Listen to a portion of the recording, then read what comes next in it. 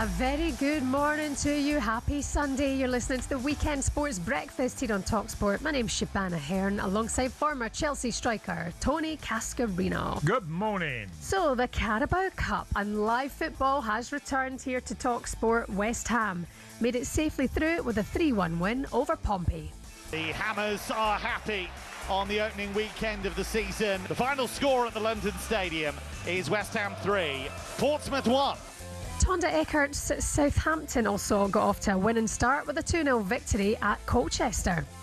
Here comes Southampton. Akachukwu is into the area, checks onto his left foot and scores! A brilliant moment for the young man. His first Southampton goal. We're looking back on the best of the Carabao Cup from yesterday, and later on today on the Weekend Sports Breakfast we're going to talk about Jose Mourinho, because he is the subject of a new Netflix documentary. We've had a little sneaky peek. It's coming out later this week, and the producer Miles Coleman is going to be with us here in the studio. What's the best sporting documentary you've ever seen? Keep these coming in. 81089 03717 22 3344 is the number on the Weekend Sports Breakfast on talkSPORT. Good morning.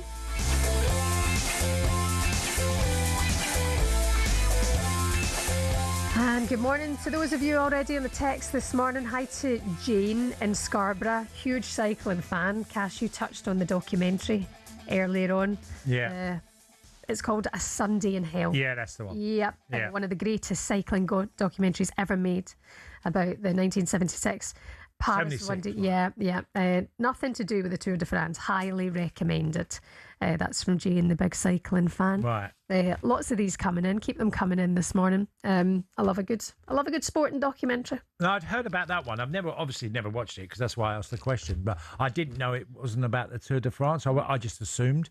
But yeah, there's some great stuff out there. And look, fair play to people who, can produce this high quality level of, just super interesting. They really are. Because TV's struggling at the minute, isn't it? Like, shows be cancelled, and some things just don't work out. Well, we're missing the word honesty, because some things ain't as nice. And I'm not condoning a sort of web where you can do what you like and criticise who you want. But if you're getting honest material that's frank, and that's how it was, then I find that really interesting, whether we like it or not. Yeah, and then their opinions on it in the aftermath of it, or there at the time, and how things change over time. But Jose, I mean, this is one of the questions we can ask. Jose managing in his early years and managing today, that in itself is an issue, because obviously you have younger players, different generations. They might need different way of explaining things, and if you want to be hardball when sometimes you need to be hardball, then you can be criticised for you went too far. But I've had coaches and managers who have gone too far for me. Mm-hmm. But I didn't take it personally. I took it like, well, they're actually trying to help me as well. And sometimes you need to kick up the backside in life. That's funny you mentioned, the age as well then of Jose Mourinho and how long he's been around, and managers maybe constantly have to develop themselves, kind of thing. Yeah, exactly. And then evolving. Evolving and connecting with a younger audience, all that kind of stuff. Yeah. But the thing is about sport is just the biggest entertainment business, isn't it? Like, sports flying, sports making a lot of money. So these documentaries are so sought after. Mm. So this Mourinho one, I think he's box office. It is box office. Look, I like Jose anyway. I've always loved his character, and there's some stuff you think, can't believe he's just said that. But fair play, he's a personality. And what also you mentioned there then about the age of things, your friend Alison Rudd has done this piece in the Times today about the managers in the top flight getting younger too, but be aware of the Rosinia effect. The average age of a Premier League manager this season being 46. Yeah, and that includes David Moyes, who's 63 in there. So managers are getting younger as well. Yeah, he's 30 years older than Fabian Hertzler. Yeah. But it's incredible. They're all doing great jobs. Yeah. And I think the man management must be so crucial. Yeah, the interesting thing in that article Alison's mentioned is the fact that clubs are also trusting to go with younger people as well. Yeah. They're, like, if you look at the Bloom example with Hunsela, they trusted to take in a manager. What was he when he was there? Was he 31 when he first got to Brighton? Fabian, yeah. Fabian Hunsela? Oh, yeah. I think he was about 31 when he joined the club. That's a brave call to take a 31-year-old. I mean, we see it in Germany. It's happened before. Well, that was interesting. We were in Germany when Fabian Hertzler was announced for the Euros. Yeah. And their coverage of it was that he is going to get eaten up, spat out the Premier League because of his age. Yeah. So he became the youngest manager then to come in. And then that's the thing what Alison mentions there about Liam Rosenior arriving at Chelsea, trying to disguise your top level experience. Yes. Kind of thing. You can't disguise it. You know, No. you're learning in a way as well. Yeah. You're better off going there, just being frank and honest. And yeah, look, I'm filling some big shoes here. We've managed this football club, and I'm going to give it my all. But if they sense any weakness, you know, the players will run all over you. Yeah. We'll do more on this a little bit later on in the show. But for now, let's get into the transfer window. Still some big players potentially on the move. PSG heavily involved. Could Bradley Barcola be off to Liverpool? We've been speaking about this one for weeks. Let's get more now with former editor of L'Equipe, Erik Bielderman, is with us now. Good morning to you, Erik. How's things? Hi, Hello, Eric. good morning. Good to E- speak to you. Hiya. Good to speak to you, Eric. Look, everybody in Liverpool certainly are wanting to know what is the situation with Barcola at PSG. Is it a possibility that he could end up at Anfield? I do believe it so. We have to be patient. It seems that Paris Saint-Germain is keen to let him go, but they want big money. Barcola has refused to make a new deal after 2028, so this is the perfect window to sell him. The fixed price given by Paris Saint-Germain is 135 million pounds, and it seems the offer of Liverpool so far is around 100 million. So I guess within the next 2 or 3 weeks, an agreement might be settled. The player is definitely willing to play for Liverpool. This is quite obvious. Then he's not a free transfer, so the question mark is still there between the two clubs. Tell me, Eric, because you could argue that Barcola is not a natural starter in the PSG team, but then they have Doué, Kvaratskhelia, Dembele, so they've got incredible talent. So where do you rank him in them four strikers I just talked about? Kvaratskhelia, Doué and Dembele and him.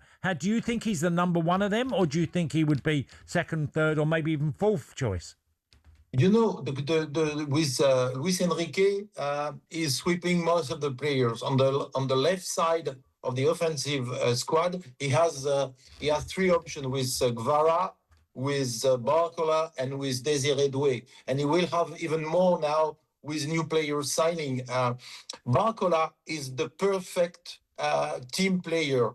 Whatever you use him first choice, you know, after 60 minutes, he will go on the bench. And if you use him as a sub, he will enter in the 60 minutes. He's not a first 11, but there is no first 11 really at Paris Saint-Germain regarding the FA Cup, the Champions League, the French National Premier League. So altogether, he plays 40 to 50 games. So I guess if he goes to Liverpool, it's because he believes whatever you think about Premier League and Liverpool legend and so on, he do think and he does expect to play as a first 11. That's a big difference. Yeah. So obviously PSG, if they lose him, is Ferran Torres an option? Because it's been widely tipped that he could make the move from Spain to Paris. Yeah. Ferran Torres, it's 99% sure that he will land to Paris Saint-Germain. The question mark you were asking about Barcola, it's the same with him. He will be part of the squad. We don't expect him to be at the first 11, but he will have his game when to substitute on Dembele and to make a turnover with Dembele up front. It will be a perfect choice. We are quite optimistic about the transfer. The player have said it, the agent have said it, Paris Saint-Germain have said it. So there is just an email of confirmation expected now. Oh, interesting. And what do you think Barcola would bring to Liverpool then? Yeah, I think he will bring the fact that he comes from the best club in the world at the moment.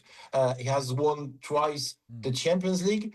He works in a club where the dressing room policy is no superstar, no single-minded person. We get rid of Mbappe, Neymar, and Messi just to have normal profile players. He's a normal profile player. What he will bring to Liverpool is that he is educated by Luis Enrique, and Luis Enrique wants player with a team spirit, not single-minded spirit. Of course, they can be gifted and give their individual talent, but they need to work as team player. And I think when you have achieved what Paris Saint-Germain have achieved in the last 2 seasons, for once, a French player can bring something in terms of European power to a club like Liverpool, which is a European legend, but needs to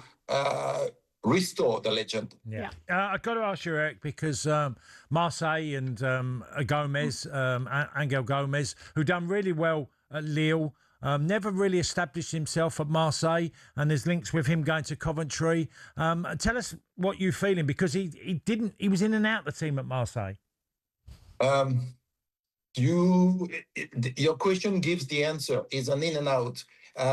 He's a player who never really achieved at Marseille. At Wolverhampton, I think it was not a great success. If you mentioned that he might go to Coventry, it means that the big clubs are not looking at him. He's not on a up the hill career.